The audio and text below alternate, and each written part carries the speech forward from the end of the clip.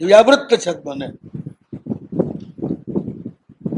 છતમાં બધા જ જમણે એક બાજુ ખસેડી દીધા છે, દૂર કર્યા છે. પ્રભુ બિલકુલ સરળ છે, બિલકુલ ખુલ્લી કિતાબ છે. પ્રભુનું કઈ છાનું નથી. પ્રભુનું કઈ છાણું નથી કે પ્રભુને કઈ છાણું, એ પછી વાત. પ્રભુનું પણ કઈ છાનું નથી. એ તો ક્યાં અગમ્ય છે, રહસ્ય વાળા છે, એમ તો કીધું કે બધા નહીં છે.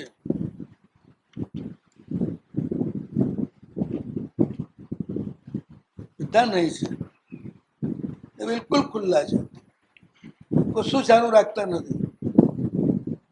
બધું જ એના સાધકને ગોપ્યા વિના આપી દે છે. કઈ બાકી નથી રાખતા કે થોડોક માલ બચાવી બાકીનો માલ આપે, એવું નથી.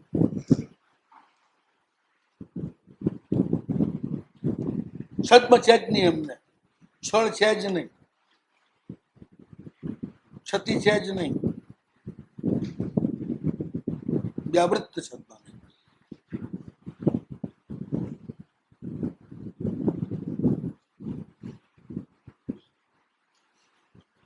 એટલા બધા નિશ્ચલ ને એટલા પારદર્શી છે પ્રભુ કે આપણું પણ બધું એમની સામે પ્રગટ થઈ જાય છે.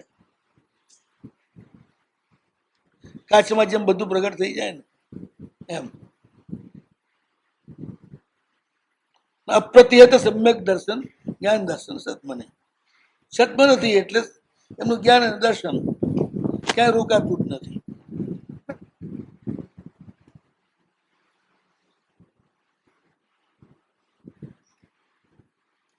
સમ્યક જ્ઞાન સમ્યક દર્શન, મિથ્યા જ્ઞાન મિથ્યા દર્શન નહીં.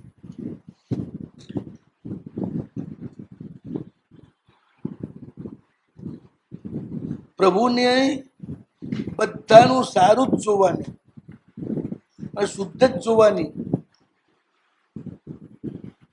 જે પ્રવૃત્તિ છે એ અપ્રતિહત છે. કોઈ પણ પરિસ્થિતિમાં તમે ગમે તેવો અપરાધ કરો તો પણ તમારું જે મૂળ સ્વરૂપ છે એને પ્રભુ જુએ છે. અપરાધી સ્વરૂપના પ્રભુ જોતા નથી.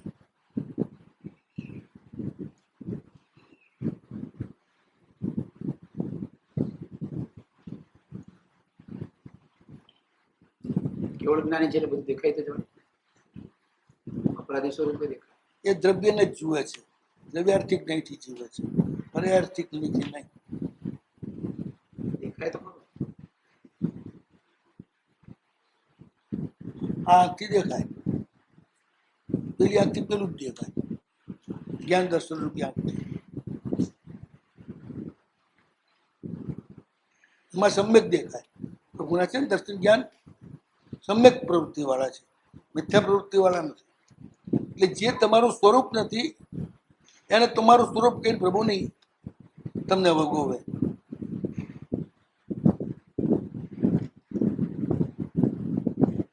જે તમારું સ્વરૂપ છે, સ્વરૂપ ધ્યાન રાખ, એને જ પ્રભુ જુએ છે.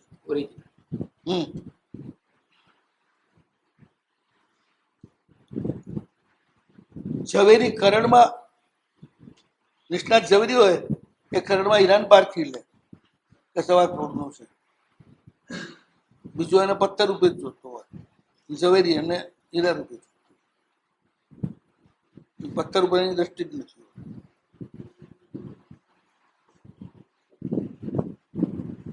અથવા તો વિશ્વની અંદર ક્યાંય પણ એમનું જ્ઞાન અને દર્શન, જ્ઞાનોપયોગ અને દર્શનનો ઉપયોગ ક્યાંય રોકાતો નથી, અપ્રતિહત છે.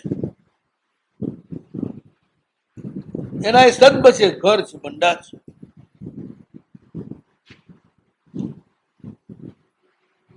તદરૂપ છે. પ્રભુ દર્શન જ્ઞાન સ્વરૂપ જ છે, કેવળ જ્ઞાન કેવળ દર્શન સ્વરૂપ જ છે.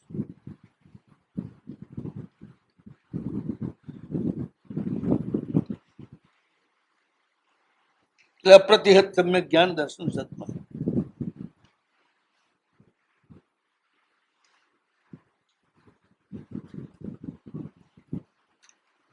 પહેલામાં થોડી પાછું ખુલાસો કરી દઉં. એટલે પ્રભુ જે છે ને, જેની જે મર્યાદા છે ને એને કહી જ દે, પછી શું કરવું એના પર છોડી દે. નંદીશ એમને કહી દીધું તો અહીં આવીશ તો કરો, પણ તારું પતન થવાનું છે નક્કી જ છે. તો એને કહ્યું કે ના મારે તો લેવી જ છે, તો આપી દીધી ભગવાનને. પાછું ભગવાન ફ્લેક્સિબલ છે, છેવટે તારે લેવી છે તો લઈ લે, ચાલ. કારણ એ થવાનું છે ને આ થવાનું જ છે, એ થવાના જ છે, એટલે થવા દે છે.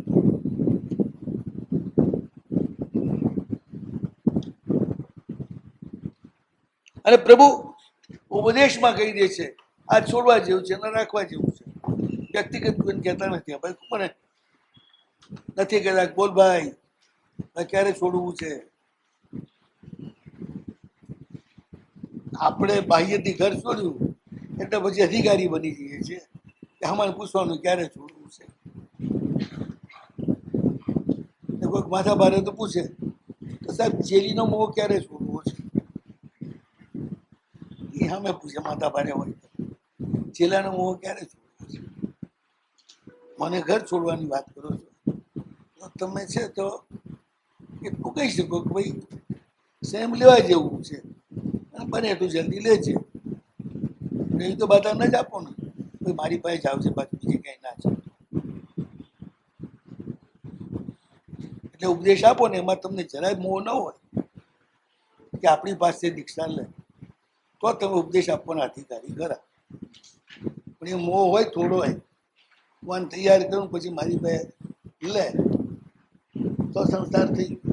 સાહેબ બીજે અસંયમ દેખાતું તો ડૂબવાનમ ડૂબ્યાનમ એ મૂકને યાર તું. બીજે અસંયમ દેખાતું જેનામાં અસંયમ હોય ને એને જ બીજા અસંયમ દેખાય.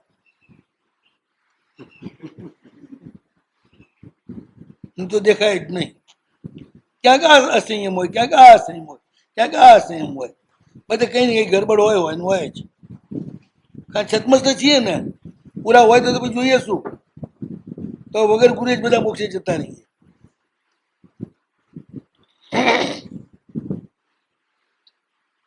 કે પ્રભુ મર્યાદા નથી, એટલે ક્યાંય કહેતા ક્યાંય પર્સનલ કોઈને કહેતા તો નીકળ, બધી મર્યાદા આંકી દે, આ રીતે નીકળ્યા. એમાં કહી દે કે આ બધા સંબંધો નિરર્થક છે, એમાં મોહાઈન રહેવા જેવું નથી, બિલકુલ મોહાઈન નથી રહેવાનું, પણ કર્તવ્ય થઈ પડે તો રહેવું એ પડે. તો તીર્થંકરો નથી નીકળતા ઝટ, દીક્ષા લેવા માટે તાલ પાપડ હોય તોય 83 લાખ પૂરો ઉધી સંસારનું કામ ઋષભદેવે કર્યું અને પછી નીકળ્યા. થોડાક જ તીર્થંકરો કુંવારા નીકળે છે, મોટા ભાગના પરણે જ નીકળે છે. એ પણ બતાવે છે કે મોટા ભાગના જીવોમાં તીર્થંકરમાં પણ જો આ રીતે સંસારનું કોઈ પડીને એનું દુઃખ જાણ્યા વિના તીર્થંકરોને પણ નથી નીકળવાનું, તો સામાન્ય જીવો તો બિચારા સંસાર છોડીને પાછા સંસારના મોંમાં ફસાઈ જાય તો શું કામનું.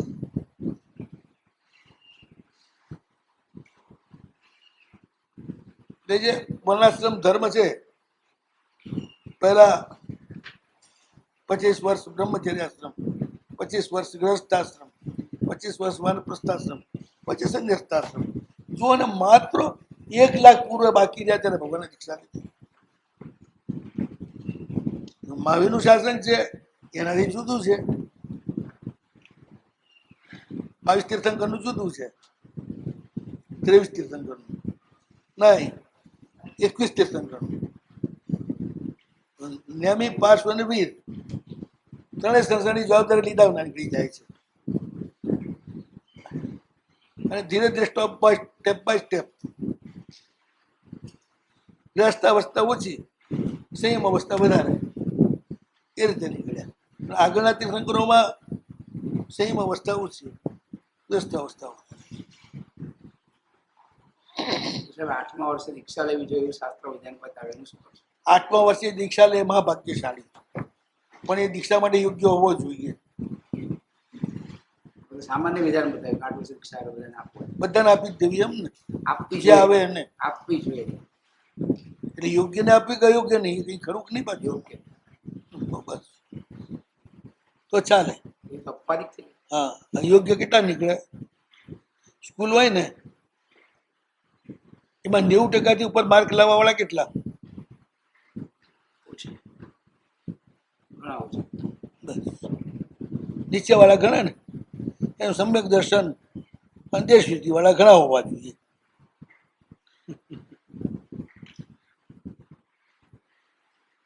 અને મોટા ભાગના છે ને બધાને દીક્ષા આપવાની, પણ ઘર ખુલ્લું રાખીને. એટલે મીન્સ સાધુ સાધુની ગોચરી પાણી ચાલતા જ રહે, એ તો વ્યવસ્થા કરીને દીક્ષા લે. દીક્ષા બધાએ લેવાની, ઘર બંધ કરીને નહીં. આખા પરિવાર વાળા દીક્ષા લેતો એક નહીં, ખોટું જ તો. હવે ત્યાંના વંશમાં તો એકે તીર્થંકર કે કોઈ પેદા જ નહીં થાય ને. તીર્થંકર પેદા કરવા અને માટે હજી પાછું મોક્ષે જવાના નથી પાછા, પાછા મરીને તો પાછા સંસારમાં જ જવાના છે. મોક્ષે જવાના હોય તો માની લઉં કે જો આખો પરિવાર નીકળી જતો. તીર્થંકર બનવા માટે બનાવવા કે મહાપુરુષ પેદા કરવા માટે સંસાર બિલકુલ, સંસાર તમારે માનવાનો એટલા માટે જ છે કે તમારા ઘરમાંથી ધર્મ ની ધારા ચાલે.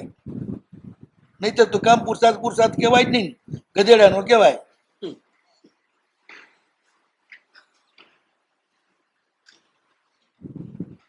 તીર્થંકરો, ચક્રવર્તીઓ, આચાર્યો, શાસન પ્રભાવકો, સંઘવીઓ, આ બધા આપણા ઘરમાંથી ઉત્પન્ન થાય એવો મનોરથ હોય શ્રાવિકાને. અને સંયમ પણ મળે, અને ખૂબ સાધુ સાધુની ભક્તિ કરે અને પછી સંયમ લે. છેલ્લે સંયમ બધી ફરજ બજાવીને. માત્ર ભક્તિ લેવા માટે જ જીવવાનું નથી, પેલા ભક્તિ કરવા માટે જ જીવવાનું, અને છેલ્લે ભક્તિ લેવા માટે. જેમ 75 વર્ષની ઉંમર સુધી મા બાપ દીકરા દીકરીઓનું કરી છૂટે, પછી 25 વર્ષ છે એમની સેવા લે. પણ એવું તો ના જ લે, જંગલમાં જ જતા રહે. પણ લેવી પડે છેલ્લે લે, ત્યાં સુધી પોતે કામ કરતા રહે. એવી રીતે છે. અને આ ભક્તિ કર્યા વિના જે આવી જાય ને તમારા માથે જ પડે. સંસારમાં રહે, બધાને સગવડ આપી અને પોતે અગવડ ભોગવે, બધાને ગરમ જમાડી, છેલ્લી જે ટાઢું ટૂંકું જો વધ્યું હોય એ પોતે જમે, એ રીતે બરોબર સંસારની અંદર બધું જવાબદારી ભોગવી હોય, એ પછી અહીંયા આવે ને એ કે સગવડ ના માંગે. એવા સાહેબ બધા આવ્યા હોય તો પછી શાસન પ્રભાવ કોણ થાય આગળ? અમારે તો સાધક જ જોઈએ છે ને. મેં ક્યાં કહી છે પ્રભાવક જોઈએ? પ્રભાવક તો શ્રાવકો થાય, શ્રાવકો જ વધારે પ્રભાવક થતા હોય છે મોટા ભાગે. શાસન પ્રભાવનાનું સૌથી મોટું કાર્ય સંઘ કાઢવો. એ કોણ કાઢે? આચાર્યમાં જ કાઢે.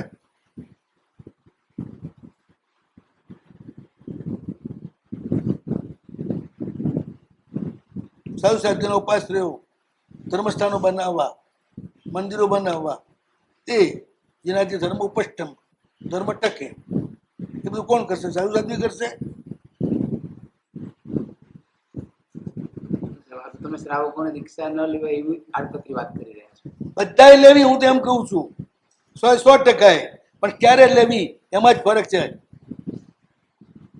કાચાઈ લેવી કે પાકાએ, ફરક એટલો જ છે. પાંદડું પાકે ને એ સ્વયં તૂટી પડે.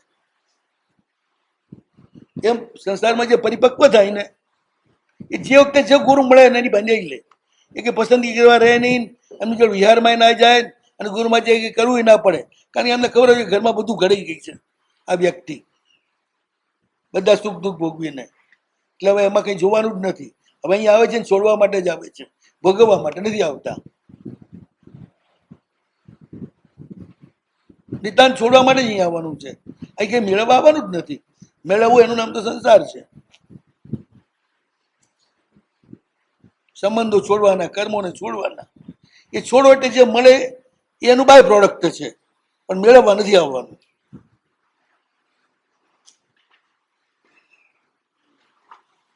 પરિપક્વ દીક્ષાઓ જો થાય ને, અને તમે જુઓ અમે પરિપક્વ વ્યક્તિઓ જેવા સંઘને સાતા આપનાર થયા છે એટલે અપરિપક્વ વ્યક્તિ નથી થયા.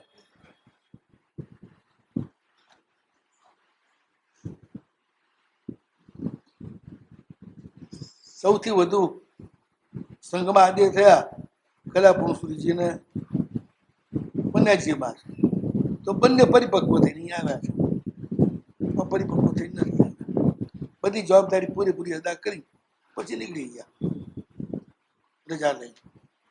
ઠીક છે, મોહના કારણે થોડી અડચણ આવે એ તો તૂટી જાય, પણ એ લોકો આવેલા છે ને એમને સાચવવા માટે ગુરુ મને જરાય ચિંતા ના હોય. બાપજી મહારાજ કેવા પરિપક્વ હશે કે 6 મહિનાનો દીક્ષા પર્યાય થયો અને ગુરુ મહારાજ અન્ય સમુદાયના સાધુની સેવામાં મોકલી દે છે. એમને મનમાં જરાય ધોકો નથી કે મારો ચેલો એમનો તો નહીં થઈ જાય ને. રત્નસાગર હા, 5 વર્ષ સુધી ગુરુ મહારાજ કાળ કરી ગયા. શિષ્ય એમ નથી કીધું ગુરુ અન્યાય કર્યો, પોતાની છેલ્લી ઉંમરમાં મને દૂર કાઢ્યો. આજ એની પરિપક્વતા. આજ એવી કેટલી પરિપક્વ સાધુઓ, કેટલા પરિપક્વ એવા છે જે તમને બિનધાસ ગમે તે સમુદાયના સાધુ સાથે સેવા કરવા મૂકી શકો, એવા કેટલા તમારા શિષ્યો.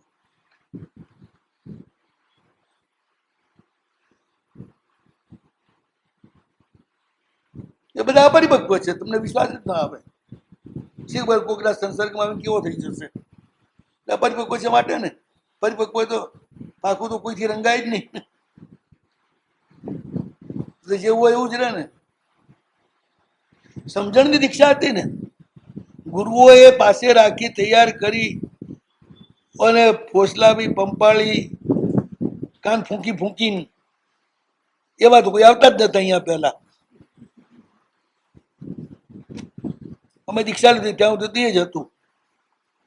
એક રાતે ગુરુમાની જોડે રહ્યા નથી, એક માઇલે ગુરુમાની જોડે ચાલ્યા નથી, સીધી દીક્ષા લીધી. આપણે આ ગુરુ મહારાજ દીક્ષા લેવાની છે, કેવા છે શું છે એ જોવાની જરૂર છે. ટ્રેનિંગ વગર દીક્ષા આપે કેવી સફળ થાય? યુદ્ધમાં ટ્રેનિંગ સંસારમાં જ થાય ને. ટ્રેનિંગ માટે તો શ્રાવક ધર્મ છે, સાધુ ધર્મ માટેની તૈયારી કરે એનું નામ શ્રાવક. ગુરુની પાસે આવીને નહીં સાહેબ, કોઈ શાસ્ત્રમાં નથી કે ગુરુ પાસે શ્રાવક કે રહેવું.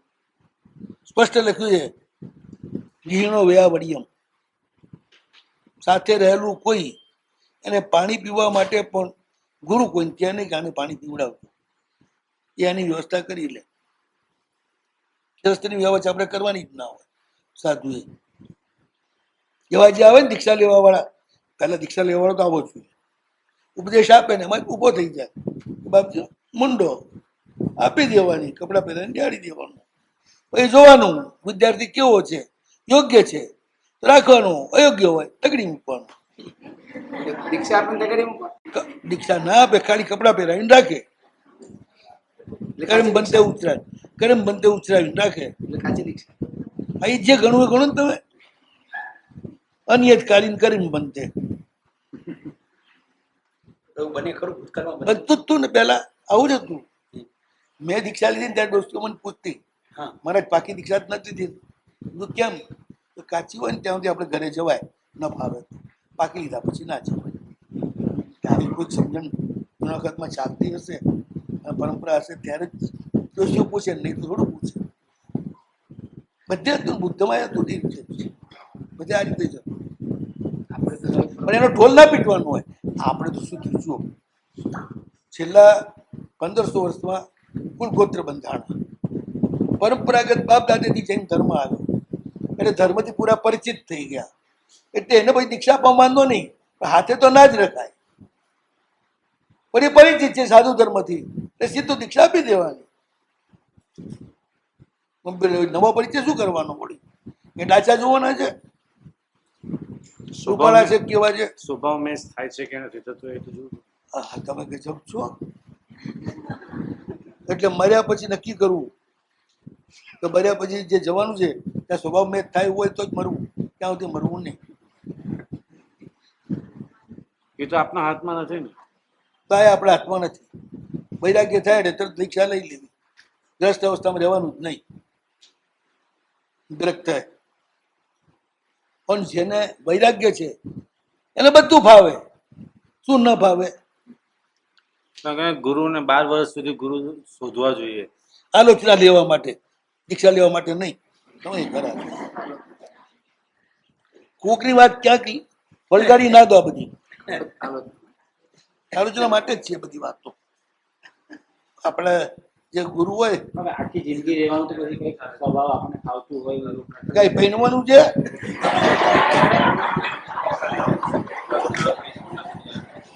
સ્કૂલ છે, આ સ્કૂલમાં તમે મેચ ન થાવ તો બીજી સ્કૂલમાં જતા રહો. છૂટ છે.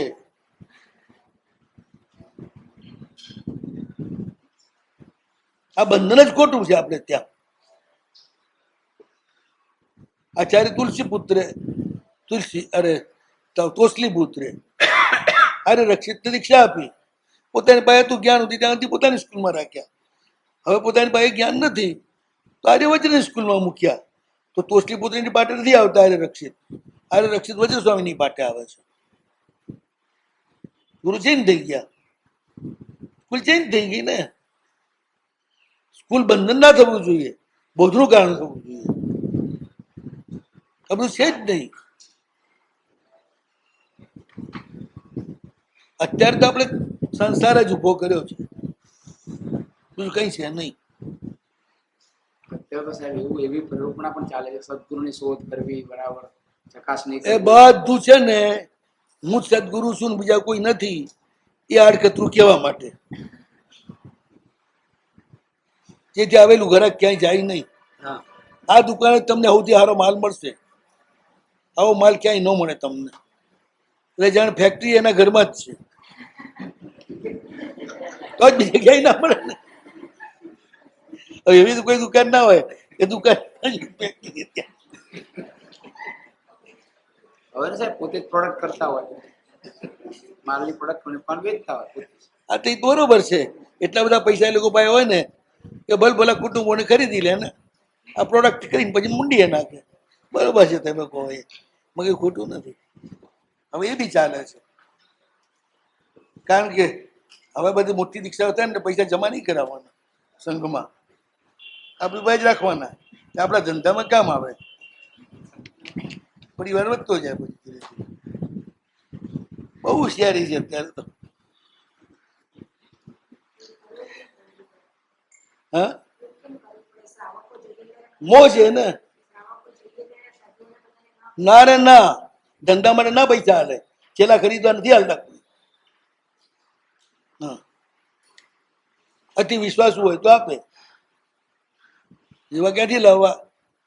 ભગત એવા હોય કે આજે આપણી કંઠી બાંધીને કાલે બીજાની બાંધે છે. ચમત્કાર ત્યાં વધારે જુએ તો. વાણિયા અને વેશ્યાનો બેમાંથી એકેનો ભરોસો ના કરવો.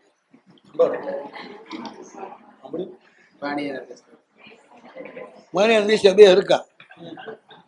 જ્યાં માલ દેખાય ને ત્યાં ડળી પડે.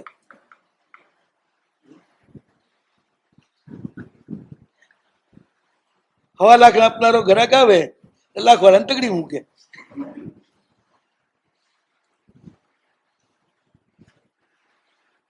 એટલે પ્રભુ છે ને આખી મર્યાદાના પાલક છે.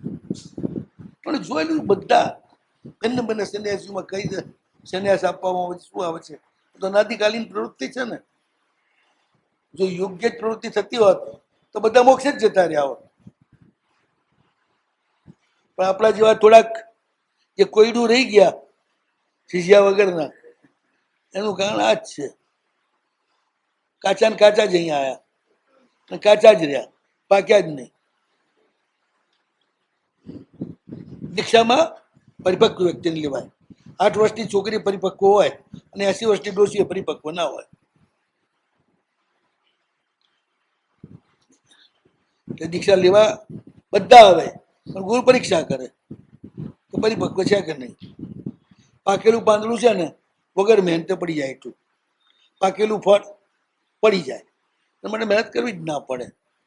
એમાં સંસારમાં જે પરિપક્વ થઈ ગયેલા હોય એ જ્યારે જે નિમિત્ત મળે ત્યાં દીક્ષા લઈ લે. એ પરીક્ષા કરવાય ના રહે, જોવાય ના રહે.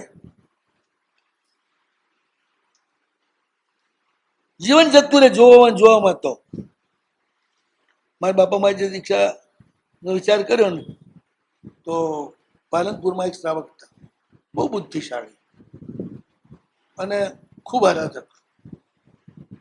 એ મને કહ્યું મારા બાપાને, મોતીલાલ, દીક્ષા લેવી હોય તો ગુરુની પરીક્ષા કરવા ના રહેતો, જે મળે ગુરુ પાસે દીક્ષા લઈ લેજો. જેને છોડવું જ છે એને બધા ગુરુ કલ્યાણકારી છે, પણ જેને કંઈક મેળવવું છે એને ગુરુ પસંદ કરવા પડે. કંઈ કશું મેળવવા નથી આવવાનું, બધું છોડવા જ આવવાનું છે. બધું છોડીને મેળવવા આવવાનું. કશું જ નહીં. એ જ તમારી ગડબડ થઈ જાય છે. તમારો લોભ કસાય છે ને, એ આ રીતે જ નડે છે. ઠેઠ 11માં ગુંઠાના મેળવવાની વૃત્તિના કારણે જ. અહીં મેળવવા આવવાનું જ નથી. મશાનમાં મેળવવાનું છે કે બળવા જવાનું છે?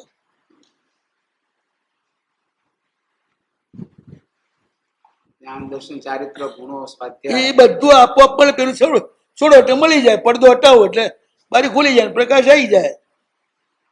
મેળવાનું છે જ નહીં, હટાવવાનું જ છે, છોડવાનું જ છે. આપણે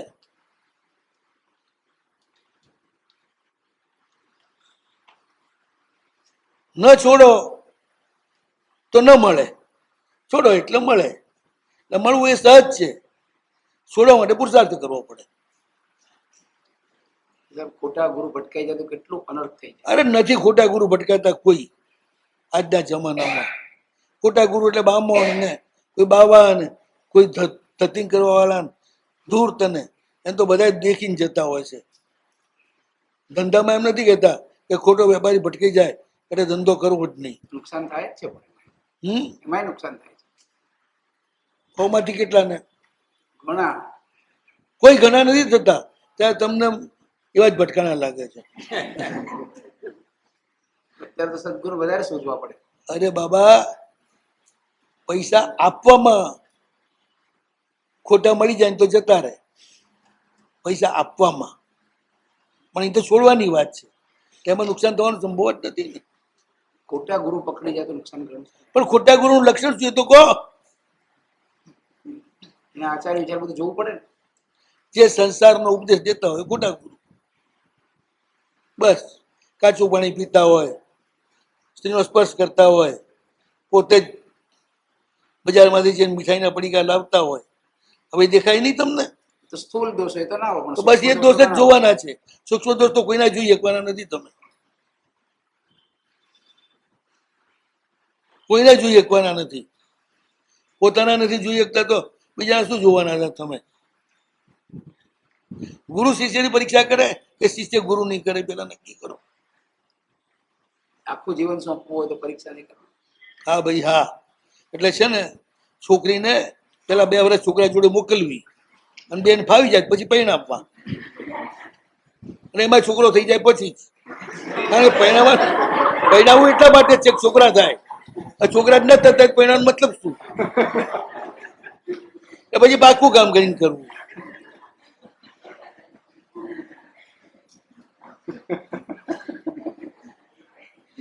ત્યારે આમને આમ જ અનંતકાળ જીતો રહ્યો.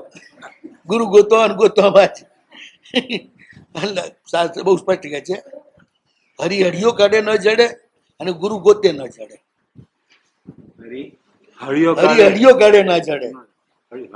એમ તમે આમ હરિયો કાઢો ને એમ કે હરી ના જડે તમને, અને ગુરુ ગોતે ના જડે. આ એક બહુ ખોટી પ્રથા ચાલુ થઈ ગઈ છે, અને એનું કારણ એક જ છે, આ ઉપદેશનું કારણ. આપણા સિવાય વયમેવ સ્તુત્યા વયમેવ શ્રેષ્ઠા અન્ય સર્વે કનિષ્ઠા. એ માટે આખું ચાલે છે, બીજું કઈ નથી. આ બી એક ધંધો કરવાની રીત છે. બહુ કડક બોલો છો. મારે ક્યાં ધંધો કરવો છે? ચિંતા છે. ધંધો કરવો જ ચિંતા છે.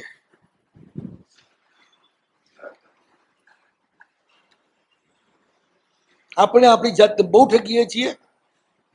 માર્ગ ચલાવવાના નામે, શાસન પ્રભાવના નામે, પ્રભુનો ધર્મ એને વહેંચવાના નામે આપણી જાતને ઠગવાના નથી.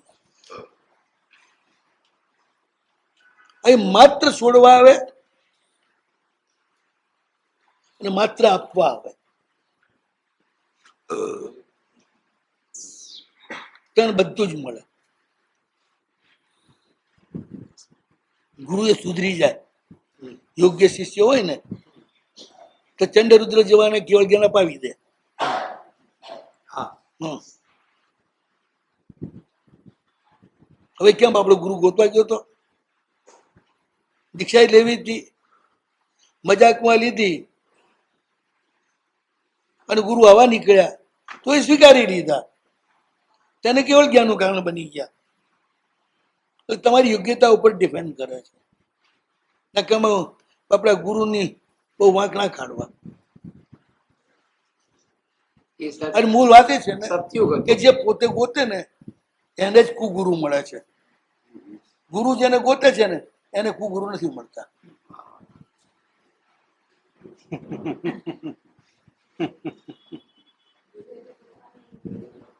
હે ગુરુ વ્યાખ્યાન કરતા હોય અને એમાં તમે પ્રતિબુદ્ધ થઈ જાઓ, કોઈ પરિચય જ ન થઈ, તમે જઈને કહો સાહેબ લેવી છે, જા સુખમ. લાગણી બતાવવી એ રાગનો પ્રકાર છે કે વૈરાગ્યનો પ્રકાર છે? બસ તો પછી ના ચાલે, ના બધું ખોટું છે. અત્યારે જો ચાલે એમ નથી, કારણ કે પછી ઘરડા થઈ જાવ ત્યારે સેવા કોણ કરે?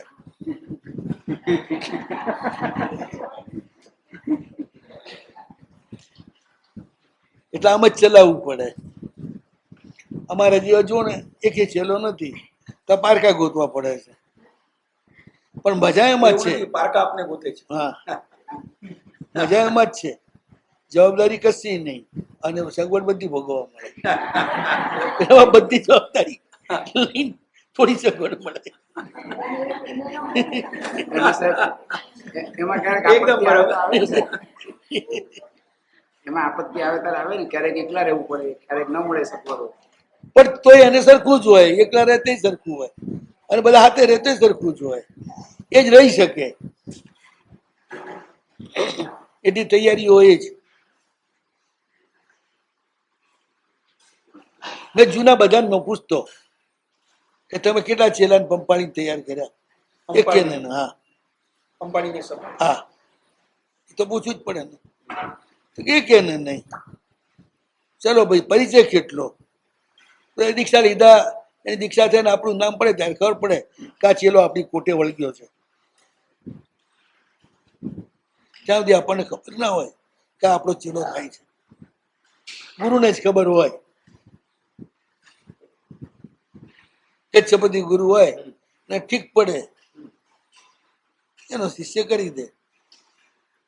આજ પરંપરા હતી, ત્યારે કોઈ તકલીફ નથી, બધા હીરા જ પાકતા હતા.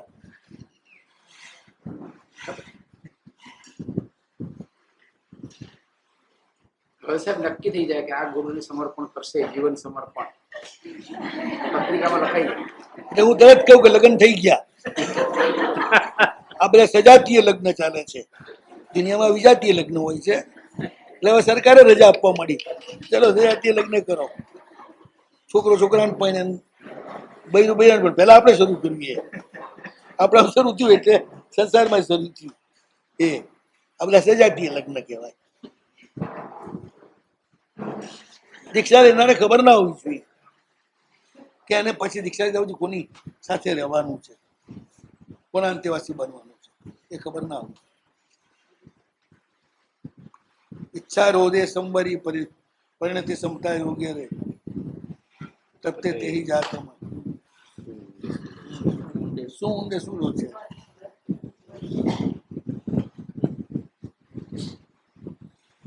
અરે એ ચિંતા કરવી જ નહીં તો આપણું કોણ? ભગવાન.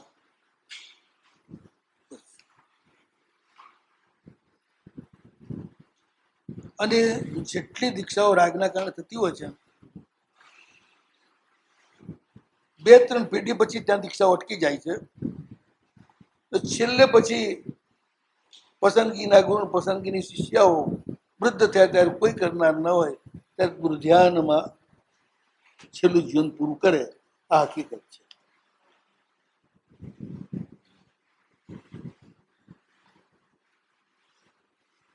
પણ જે આ રીતે નીકળ્યા હોય છે બધા જ સેવા કરતા કરતા શરીર છોડી દે છે. સેવા લેતા લેતા નહીં, સેવા કરતા કરતા શરીર છોડી દે. 80-85 વર્ષની ઉંમરે પણ માંડીને બધું કામ કરતા કરતા છોડી દે. ખૂબ જોયા એવા મહાત્માઓને. મારા ખાનતી વિજય મહારાજ 86 વર્ષની ઉંમર સુધી 20 કિલોમીટરના વિહાર કરતા, પોતે લઈને આવ્યા, બેઠા આરામથી, પતી છેલ્લે દાડે ભક્તિ કરીને ગયા. મારી સાથે હતા, સોળી પૂરી કરી હર્ષચંદ્ર વિજય મહારાજ કચ્છના શિષ્ય જીનસેન મહારાજના, 15 વર્ષથી મારી સેવામાં. કોઈ દાડો એમણે નથી કહ્યું કે મારે મારા ગુરુ પાસે જવું છે. એમના ગુરુ એમ નથી કહ્યું કે મારા શિષ્યને મારી પાસે બોલાવો.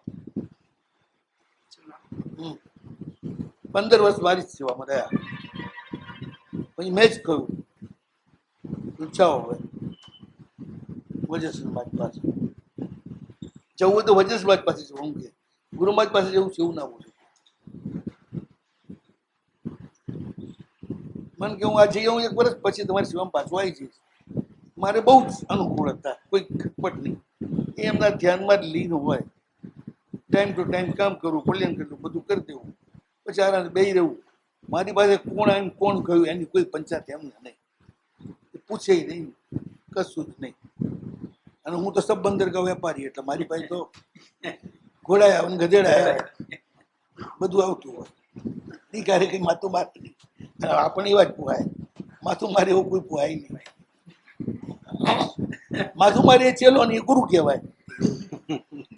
અને હું ગુરુ કરતો નથી. મેં કીધું ગુરુ એક કર્યા ઘણા છે, એથી વધારે હું ગુરુ નથી કરતો. પછી જામનગરમાં એક છેલ્લે વૈદ્ય સમાજ જોડે રહ્યા.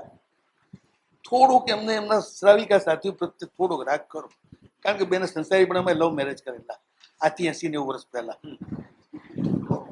પણ બંનેનો રાગ ધર્મ અંગેનો. આ અમને હોળીની પ્રેરણા કરે, આ અમને હોળીની પ્રેરણા કરે. પારણું કરે એટલે પેલી થોડા દિવસમાં જ એને ટપાલ આવે, હોળી ક્યારે ઉપાડો છો? એટલે અમારા લોકોને એમને લખવું પડે, હવે આ કામ અમને કરવા દો, તમે ના કરતા.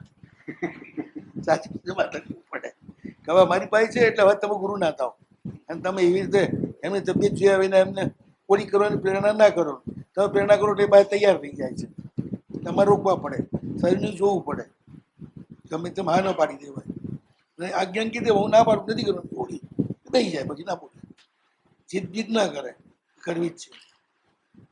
ત્યાં આગળ હતા ને એમના સાધીજી થોડા બીમાર હતા, તો નૌકાર સંભળાવા ગયા. એટલે કે તને નૌકાર સંભળાવું થોડા. એક નૌકાર સંભળાવ્યો, બીજો નૌકાર સંભળાવ્યો, પોતે ઢળી પડ્યા.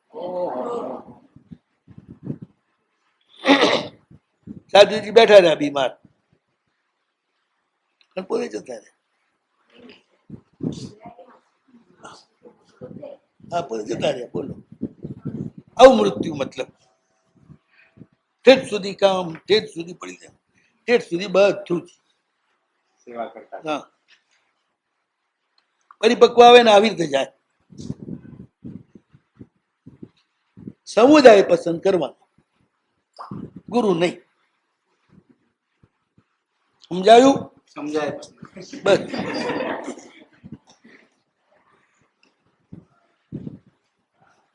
એ સમુદાયનો રાગ છે. હા, એ રાગ ચાલશે. બધા રાગની અમારે ત્યાં અકાલપટ્ટી નથી. જે કાઢવા જેવો જ કરાય, સમુદાય પસંદ કરાય. કયો સમુદાય વૃદ્ધોને સાચવે છે ઠેઠ સુધી? કયા સમુદાયની તરુણ સાધ્યો પણ પરિણત છે અને વૃદ્ધોની પૂરેપૂરી મર્યાદા સાચવે છે અને એમની સેવા કરે છે? પર્યાયમાં વડીલ હોય તો પણ નાના જે વૃદ્ધ સાથીઓ છે, એમાં સાથીઓ છે, એની પણ ઉત્તમમાં ઉત્તમ સેવા કરે છે, આ બધું જુએ, પછી દીક્ષા લે. કયા ગુરુને શિષ્યની ઈચ્છા જ નથી, ગમે તેટલા જઈને ત્યાં વળગો તો એ ના જ પાડે, પેલા મારા સરસ, પેલા મારા સરસ, પેલા મારા સરસ, ત્યાં જા, ત્યાં જા, ત્યાં. આમ બધું જુએ નહીં, આજા ફસાજા નહીં.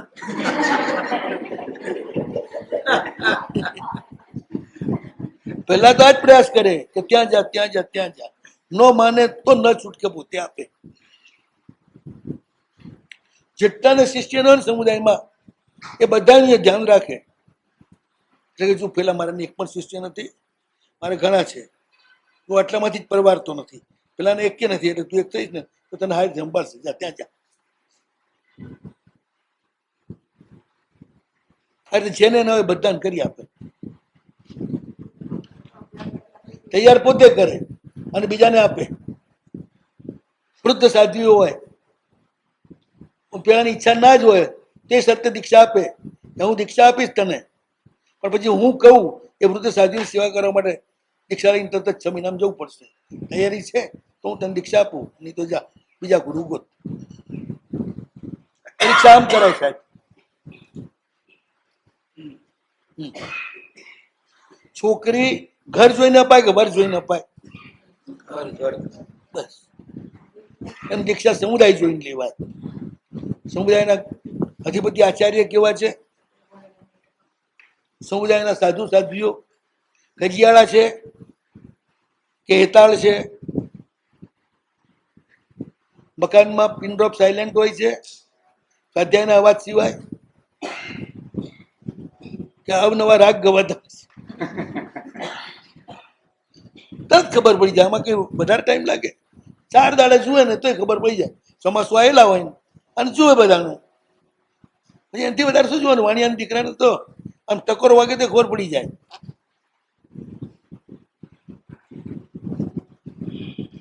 આ તો આપણને મોહ હોય છે, માન મળતું હોય ક્યાંક જતું ના રહે, વધારવાનો મોહ.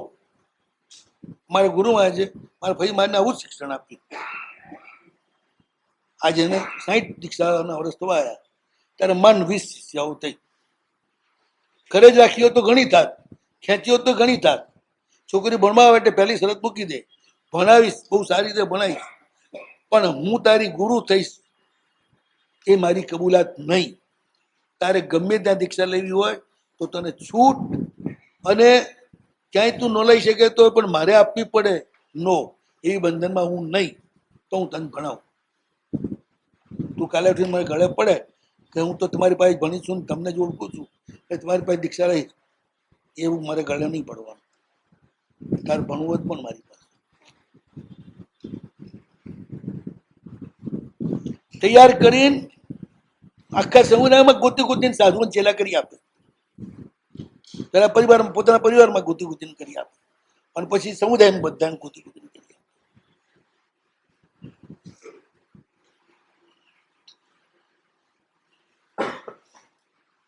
આ રીતે બધાને બીજા માટે જીવતા કરી દે, એ મોક્ષે જાય જલ્દી.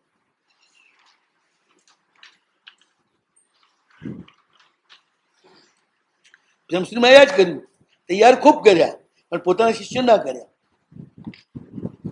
મારા પદ્ધતિનો મને એક પણ શિષ્ય નતો, તો મુંબઈમાં એક ડોહાને દીક્ષા આપીને એમના નામથી આપી દીધી.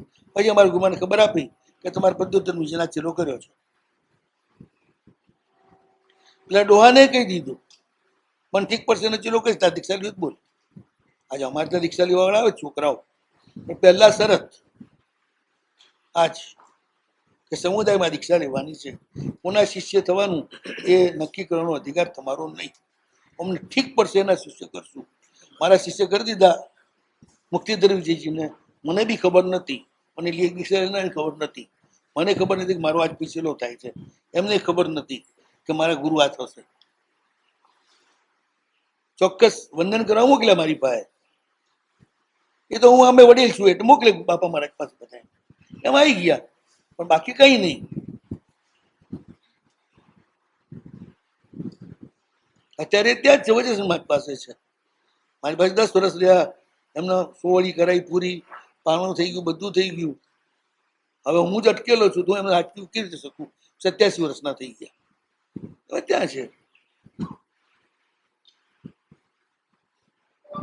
તો બીજા સાધુ મોકલશું, કોરોનાના કારણે અટકી ગયા, કોઈ આવી શક્યા નહીં.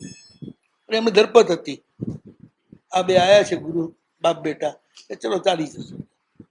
એ ધરપત હતી, કારણ કે એમની હાજરીમાં આવી ગયા હતા ત્યાં અમદાવાદ, એટલે જોઈ લીધા હતા. એટલે મને કઈ વાંધો નથી, બહુ સારા છે સાધુ. એટલે મને ચિંતા નથી કે મારો ચેલો નથી તો મને કોણ સાચવશે. સમુદાય સાચવે. પેલા એ જ હતું ને, ઘર જોઈને છોકરી અપાતી તો ગમે તે તકલીફ આવે તો ઘર સાચવી દીધું છોકરીને. નાની ઉંમરમાં વર મરી જાય તો આખી જિંદગી એની સાચવી જાય ઘરમાં. અહીં ગુરુભાઈ દીક્ષા દીને ગુરુકાળ કરી ગયા, શું થાય? જો વર જોઈને આવી હોય તો આખી જિંદગી જાય એની, અને કોઈની સામે ના જુએ, બાકી ચેલીને કોણ રાખે? આ તો એ છે ને, કોઈ જ નહીં ઘરમાં કોઈ પારકી ચેલી. બીજી જો બીજાની ચેલી આવી ગઈ હોય તો જીવ ખાઈ જાય, જે એની ચેલી હોય એને કેમ ભણાવો છો? ચેલી તો અમે છીએ, તમે અમને ભણાવો ને, એને કેમ ભણાવો? એટલે ગુરુને બદલે શ્રીને બદલે ગુરુ થઈ જાય તો હક જમાવે. એટલે સમુદાય જોવાનો, સદગુરુ જોવાના ને એનો અર્થ સમુદાય જોવાનો, સમુદાયના નાયક જોવાના અને દીક્ષા લેવાની. વ્યક્તિને જોઈને દીક્ષા લો તો દુઃખિત થઈ જાઓ. ગમે તેવા જ્ઞાનીઓને તો વ્યક્તિને જોઈને દીક્ષા ના લેવાય, સમુદાય જોઈને જ લેવાય. તો આ સમાધિનું કારણ ના બને. ને આપણે પણ એ જ રીતે દીક્ષા આપવાનો મોહ રાખવો, પણ શિષ્ય બનાવવાનો મોહ નહીં રાખવો. જે યોગ્ય પાત્ર હોય એને શિષ્ય આપી દેવી. એનું એવો ક્ષોભસમ નથી અંતરાયનો કે સ્વયં એને દીક્ષા કોઈ શિષ્ય મળે, એને એવો જ કર્મ છે, કોઈક આપે તો જ મળે. તો આપવું. જંબુજી અમારે જ એકલા પડી ગયા, ભોણુજી મારી કાળ કરી ગયા. ત્યારે અમારા ગુરુ મહારાજ પાસે એક ડબલ ગ્રેજ્યુએટ બહુ સારા ભાઈ દીક્ષાર્થી તરીકે હતા અને બહુ પાત્ર વ્યક્તિ. ગુરુ મહારાજ જેવું સમાચાર મળ્યા કે ભોણુજી મારી કાળ કરી ગયા છે, એક મિનિટે પેલા ભાઈને કહી દીધું, દર્શકભાઈ ઉઠાવ તમારા ઝંડી જોડા, જાઓ જંબુજી મહારાજ પાસે અને ત્યાં તમારે દીક્ષા લઈ લેવાની. ઉભા મુહૂર્ત કઢાવી દીધું. તો ગુરુ મહારાજ તરફ દીક્ષાનું મુહૂર્ત ના કઢાવે, ઉભા મુહૂર્ત કઢાવી દીક્ષા અપાવી દીધી. જંબુજી માને એકલા ના પડવા દીધા, તરત શિષ્ય કરી દીધા. એ દેવભદ્ર વિજય છે. આ જમ્બો વિજય મહારાજ પાસે હતા. હા, એ દેવતુલ્ય દેવપુત્ર વિજય. આટલું બધું ભગવાન કરતા જંબુજી મહારાજ. બરાબર, બહુ ઇંગ્લિશ ના ખા હતા એ. હા, બહુ વિદ્વાન જબરદસ્ત ફિલોસોફર હતા. એક મિનિટમાં ગુરુજી મોકલી દીધા, જાઓ ત્યાં.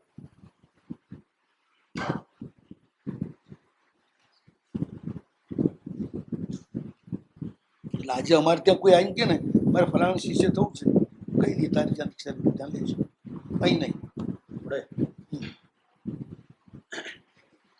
સમુદાયમાં લેવી હોય તાવ, કોના શિષ્ય કરવા એ અમારે જોવાનું છે. એ ગુરુનો વિષય. હા, એ હું વડીલ તરીકે બેઠો હોઉં તો હું નક્કી કરું કે લે છે એને કોનો ચેલો કરવો. વડીલ મારી વડીલ તરીકે બેઠા તો એ નક્કી કરે, એમ પણ વડીલ તરીકે બેઠા તો એ નક્કી કરે. આ પરંપરા આ જ પરંપરા. આજે છે ને જેમ છોકરા છોકરી એકબીજાને પસંદ કરે ને, એટલે બધા લવ મેરેજ છે. લવ મેરેજ લાંબા ટકે, પછી દુઃખી દુઃખી થઈ જાય, પછી હમ તો અમારા તો થાય. હમ તો અમારે એ લવ મેરેજમાં જ થાય પછી, કાં તો હમ દો હમારા એક, એટલે પતી ગયું ભાઈ. છેલ્લે મેંડું સમુદાય ચાલે જ નહીં. સમુદાયમાં દીક્ષા લો તો જ સમુદાય ચાલે, વ્યક્તિગત દીક્ષા લો સમુદાય તૂટી જાય, એટલે માર્ગ જ ખતમ થઈ જાય. કારણ માર્ગ સમુદાયથી ચાલે છે. કુળ ગચ્છ, કુળ ગણ અને સંઘ એનાથી ચાલે છે. એની નીચે તો દુઃખ આપ્યું જ નથી. આચાર્ય છું, કોણ આચાર્ય છે એ પાસે જવાનું, પછી કે ત્યાં લેવાનું. આચાર્ય પ્રગટ હોય, ખુલ્લા હોય, એ જાણતા જ હોય કે આ આચાર્ય આવા છે. ચોમાસું રહે ત્યારે શ્રાવક પરિચય કરી લે, દીક્ષા લેવી હોય. કોઈ દાડોએ દીક્ષાર્થી સંઘનું કે પારકું ખાઈને દીક્ષા લેવા તૈયાર થાય નહીં. ઘરનું રસોડું કરીને રહે ગુરુમાની જોડે, અને ગુરુમાના મહેમાનોને પણ ઘરે જમાડે, અને એ રીતે 4 મહિના ચોમાસું કરી ગુરુમાનો પરિચય કરી અને દીક્ષા લે.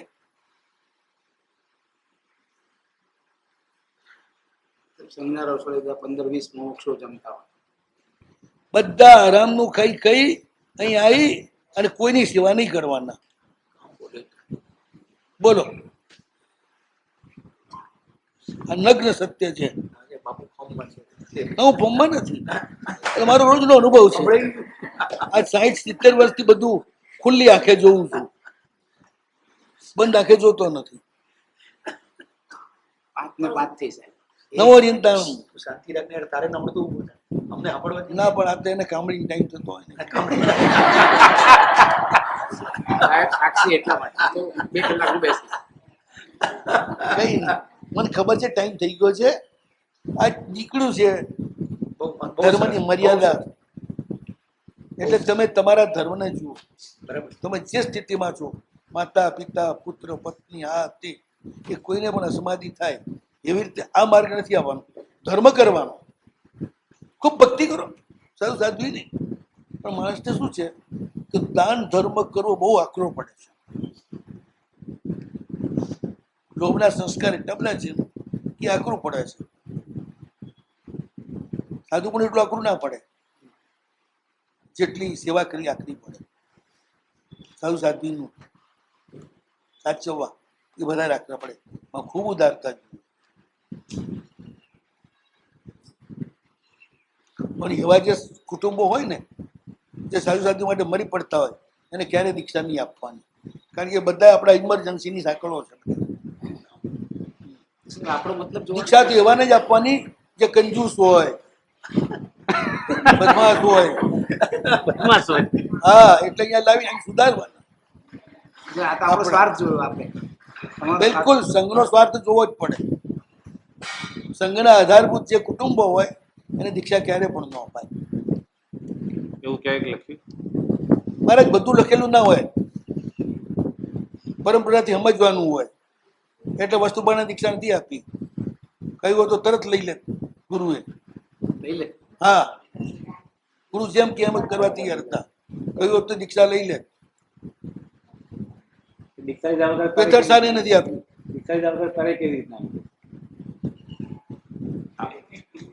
કાં સંયમથી તરે, કાં સંયમીની સેવાથી તરે. અને સંયમીની સેવાથી તરવા વાળા વધારે સંયમથી તરવા વાળા કરતા. બોલો. એ વાત બરાબર.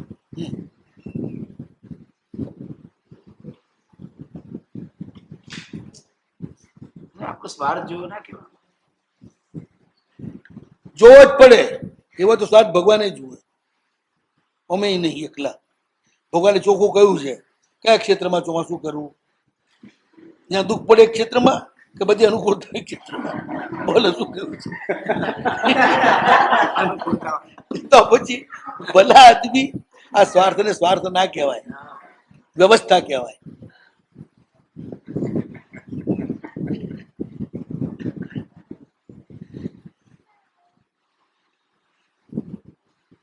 જેને ખૂબ સાધુ સાધુના પાત્ર ભર્યા હોય ને, દીક્ષા સાવ ઈસી હોય, 1 મિનિટમાં નીકળી જાય.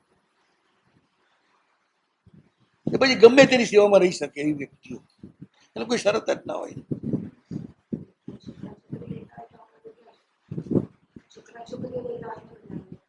જોવું, છોકરા છોકરી જે આવે ને એ જોવા.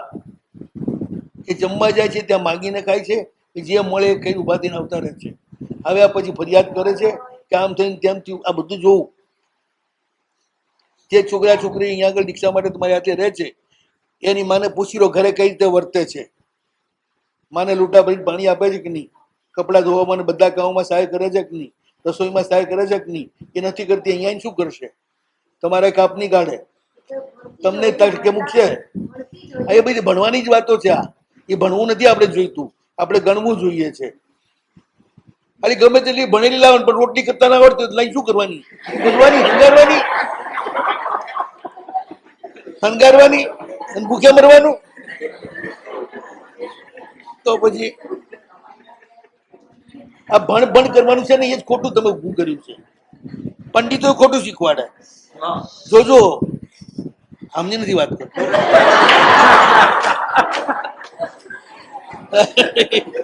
જોજો કે ગઈડામ દીક્ષા ના લેવી, જાગો દાડો કામમાંથી ઊંચા જ નહીં આવો, જુવાન જોઈને જ લેવી.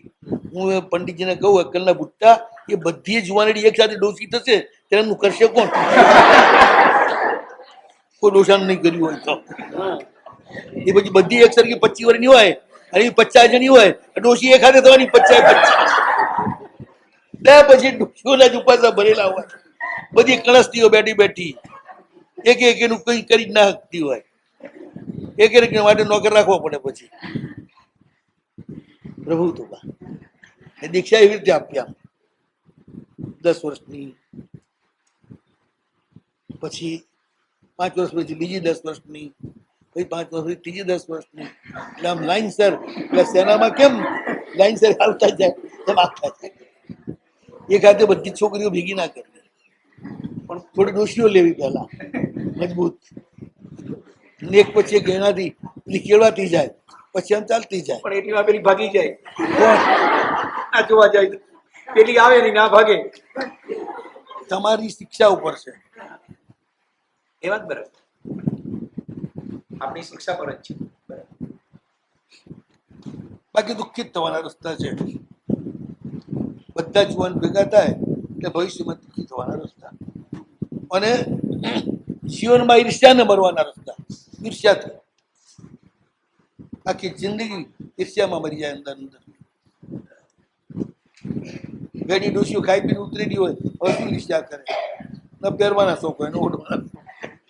એ તો કે ઠીક છે, અમારા આપણે પદ્ધતિશ્રીમાની બાઈએ દીક્ષા લીધી, ભક્તિશ્રી. પદ્ધતિશ્રીમાના ઘરવાળાએ દીક્ષા લીધેલી, કીર્તિ પ્રભાશ્રી બેને દીક્ષા લીધેલી, હેમ પ્રભાશ્રી, બરોબર. તો પદ્ધતિશ્રીમાના બાઈએ દીક્ષા લીધી હતી, તમને તો કોઈને ખબર નથી. એમનું નામ ભક્તિશ્રી. તો પદ્ધતિમાં કહ્યું કે બહુ પાસે ત્યાં લે જુવાનડીઓ છે, એ દોડમ દોડ કરે, મારાથી ક્યાં ડોહાયા? એ જાણો કે વ્હીલચેર નથી કશું, તો મારી દોડાય નહીં. હું તમારી દીક્ષા લઈશ, મારા જેવા પોતીને લઈશ. તો ત્યાં સુશીલાશ્રી કરી સાધી હતા, એકલા રહેતા હતા સુશીલાશ્રી અહીંયા આગળ મારવાડમાં. એમને જઈને ભક્તિશ્રીએ કહ્યું કે તમે એકલા છો ને હું ડોસી છું ને તમે ડોસી છો, આપણે બે હરકે હરકે હાલો, તમે ગુરુ હું તમારી ચેલી. સારું, પછી દીક્ષા આપી દીધી. મંગળ વિજય મહારાજ કે જેને જે હોય એ વખતે, ના જૈનેન્દ્રશ્રી મહારાજ જે વખતે એમના બધું જૈનશ્રી મહારાજ ભારત હતા લગભગ, જૈનશ્રી મહારાજ દીક્ષા આપી દીધી. બે ડોશીઓ ભેગી થઈ ગઈ. ખાલી આરામથી અહીં આરાધના કરશું, વાલી ને વિશલપુર ને 4 ગામમાં ફરશું. ઘરડાઉન પેલા એવું જ હતું કે બહુ લાંબુ ફરવાનું હોય નહીં મન. આમ કરીને દીક્ષા લીધી અને પછી લહેરા મહારાજ આવ્યા. એવું પુણ્ય ગાજે પૂણા 200 એની શેરી છે, અને કીર્તિ પ્રવાસીની હવાસો છે, અને ડોસીની પૂણા 200 છે.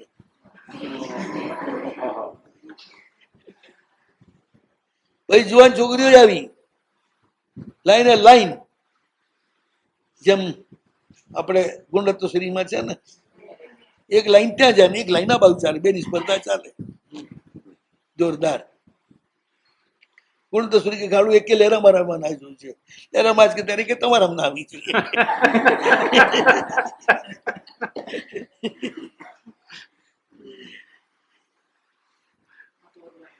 ગરડે ગરડા આરામથી પોતાની સંયમ પાડવા દીક્ષા લીધી ને આપણે એ જ કરવાનું હોય કઈ. કારણ કે વંશ વારસો જાળવવા માટે આપણે દીક્ષા લેવાની જ નથી. અને આપનાર દીક્ષા આપનાર આચાર્યની જવાબદારી છે. ઘરડી સાધુ હોય તો એની સેવા કેવી રીતે કરવી, શું ગોઠવવું, એ આચાર્યની જવાબદારી.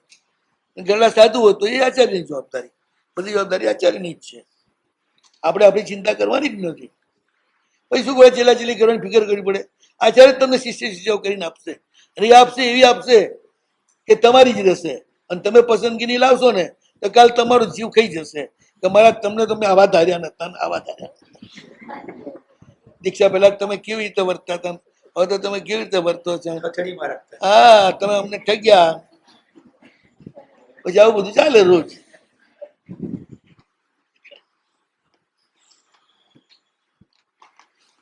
આપણે દીક્ષા આપણા આત્મકલ્યાણ માટે લઈએ છીએ, દુનિયા તારવા માટે લેતા નથી. સૂર્ય પોતાના સ્વભાવથી ઉગે છે, સાથે આખી દુનિયાનું ભલું થાય છે તો કરે છે, થવા દે છે, કરવાનું નથી. તમારો સંયમ જોઈને કોઈ તૈયાર થઈ જાય કારણ કે હું તમારો શિષ્ય શિષ્યસ્તેહમ શાદીમામ ત્વમ પ્રપન્ન. ફરીથી એકવાર શિષ્યસ્તેહમ શાદીમામ ત્વમ પ્રપન્ન. વિતરાગ પિતા સૂત્રો નથી, ક્યારે છે? આ શ્લોક છે ઉપનિષદનો. ઉપનિષદ. હા, હું તમારો શિષ્ય છું, તમે મારા પર અનુશાસન કરો, કારણ કે હું હરાયું ઢોર છું. અને તમે મને ગળે બાંધો, મારું ઠેકાણું પાડો. ગરડા બળદને ગાલી નાથ, ગુરુજી કીધા ગોકુળનાથ. હા હા? ફરીથી કહો. આપણે અખાનું વાક્ય છે, શું? ગરડા બળદને ગાલી નાથ, હા ગુરુજી કીધા ગોકુળનાથ. અચ્છા. આખા મોટી ઉંમરે ગુરુ કર્યા હમ. કે આ ગરડો બળદ છે ને હવે ગાલી નાથ. હમ. નાનો હતો ગુરુ ત્યારે તો કીધા નાથ ના ગોકુળનાથ. ગાય. ગુરુજી કીધા ગોકુળનાથ. પેલું સાહેબ વાક્ય શું બોલ્યા? શિષ્ય છે. શિષ્યસ્તેહમ શાદીમામ ત્વામ પ્રપન્ન. શિષ્ય સ્નેહમ સ્તેહમ સ્તેહમ સાધિમામ પ્રપન્ન મામ પ્રપન્ન. શાદીમામ ત્વામ પ્રપન્ન. વામ પ્રપન્ન.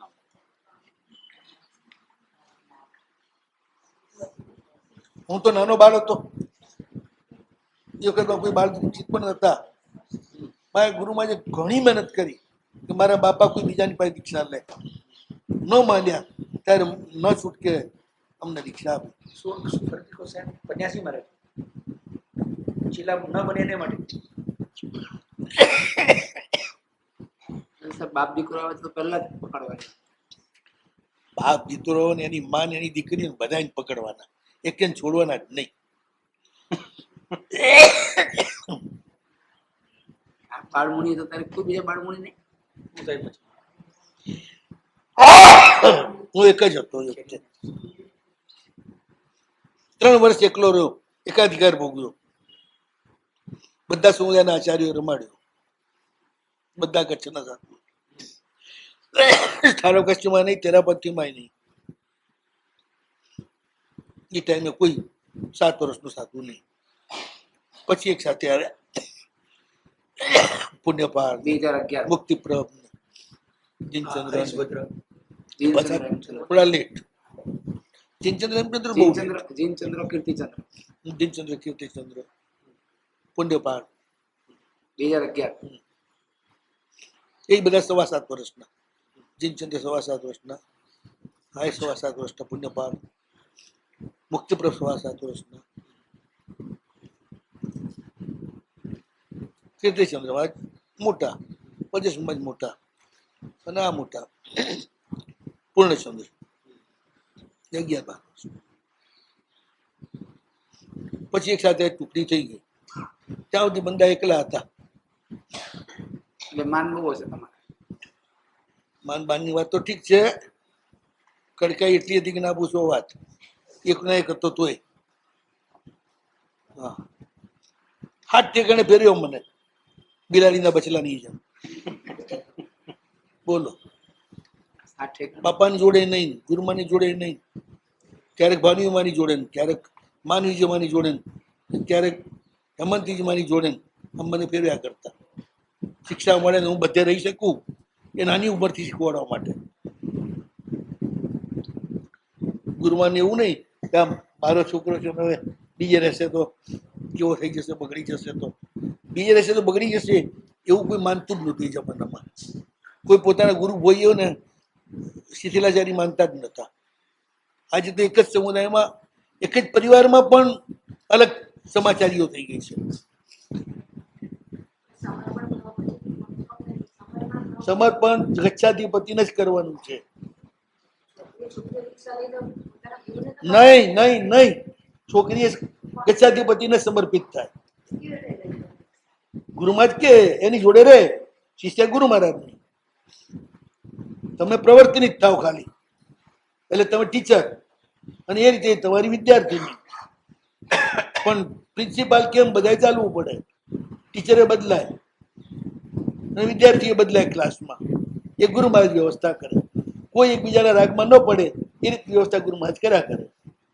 એકબીજાનો દ્વેષ ન કરે, એકબીજાનો રાગ ન કરે. બધી જ વ્યવસ્થા આચાર્ય માથે હતી. શિષ્ય ને શિષ્ય બંને આચાર્યના. એટલે તમારી તો ક્યાં પટ્ટાવળી મળે જ છે 100-150 વર્ષ પહેલા સુધીની. પછી પટ્ટાવળી છે જ નહીં. કારણ કે જે વખતે જે ઉપન્યાસ હોય એ ડોશીઓને દીક્ષા આપી દેતા. એટલે 35 વર્ષથી ઉપરની દીક્ષા નથી, નીચેની દીક્ષા નથી. 35 વર્ષથી ઉપરની દીક્ષા આપતા.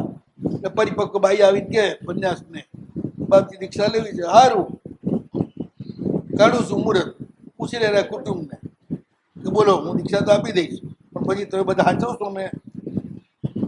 એવું કઈ ગળે વળકાની હું ભરવાનું નથી. દીક્ષા આપી દઉં એટલે આપી દઉં, એટલે બધા સાચવજો સંબંધીઓ અને સંઘ બે. દીક્ષા આપી દે.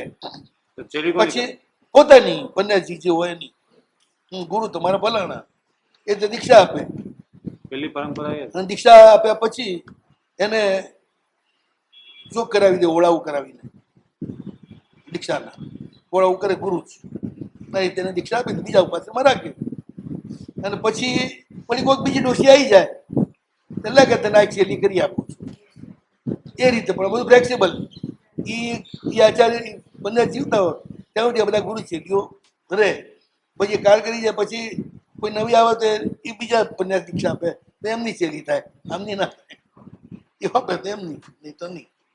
આ પ્રાચીન જો પરંપરા આપણી પરંપરા શું છે અત્યારે, છોકરીની પાછળ બાપનું નામ લખાય કે માનું? ક્યાં માનું કેમ ના લખાય? બસ તો પુરુષ પ્રધાન વ્યવહાર છે. જવાબદારી ગુરુની છે, તમારી પણ નહીં. એને પાર પહોંચાડવાની. અને સમાધિ થાય તો બીજે ક્યાંક મૂકવાની, એ બધી જવાબદારી ગુરુની. એટલે પન્યાસી મહારાજ જે હોય જે ગુરુ દીક્ષા આપી હોય એની જવાબદારી. અને બધા બસ એ એટલા એરિયામાં જ ફરે. મોસાળ, પિયર પક્ષ, સસરા પક્ષ, આ બધાના ઘરો હોય એમાં જ ફરે. એટલે એમને શીલને કોઈ દિવસ વાંધો ના આવે, શીલ સચવાય. સાથી માટે સેફ્ટી મુખ્ય છે.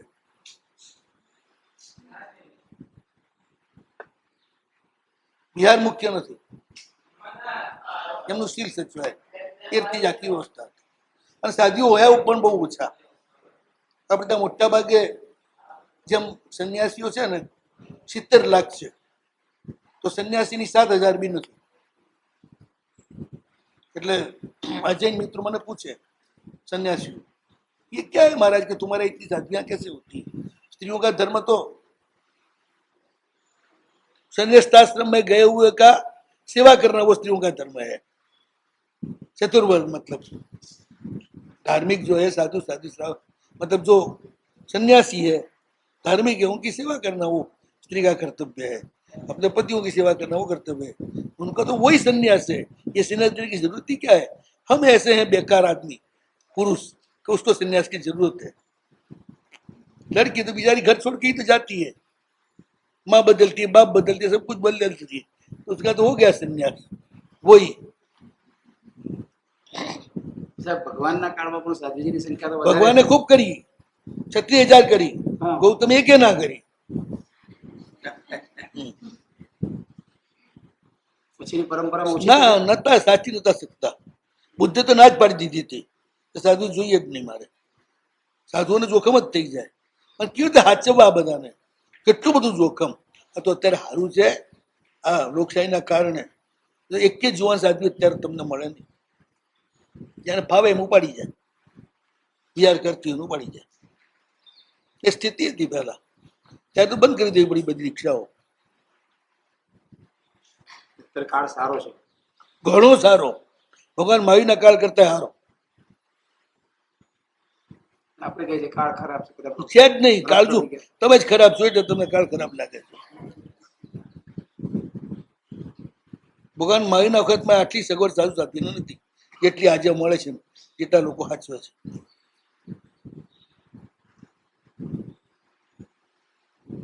દ્રષ્ટિ જોઈએ જોવાની, દ્રષ્ટિદાય દ્રષ્ટિદાય ઓમ નમઃ નવો